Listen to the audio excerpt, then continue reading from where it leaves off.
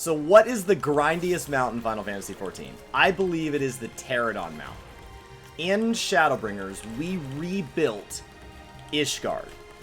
We did the Ishgardian Restoration. Tied to the Ishgardian Restoration, crafters and gatherers were allowed to contribute. And they did so by contributing to their Skyward score.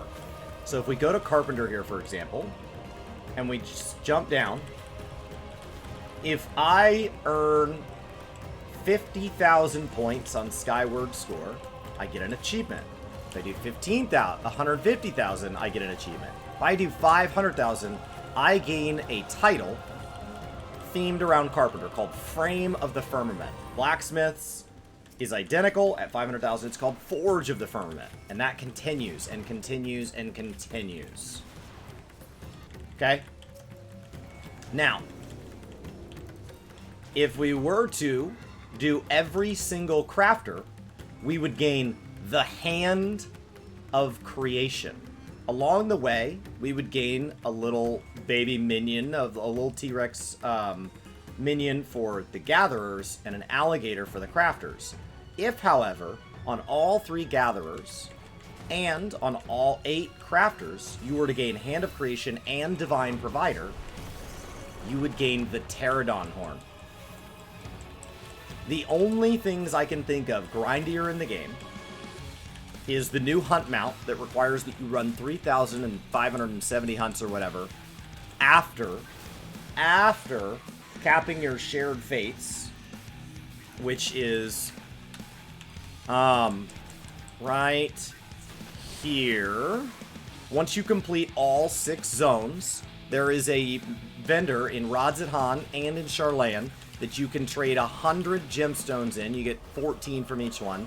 And once you get 500 of those tickets. But those are purchasable. So that mount has a gil value. So you wouldn't have to do that.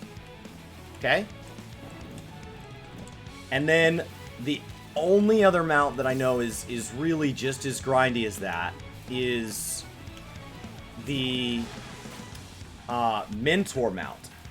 So if we go to achievements and we go to battle, I don't even have Mentor unlocked. And we scroll down. 10,000 fates is nuts. Is it under battle? Maybe it's not. Under general, maybe?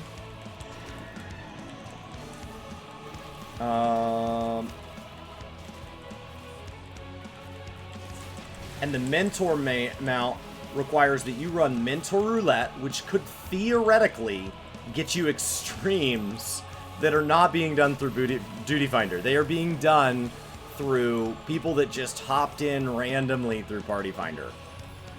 And you have to run 3,000 of those.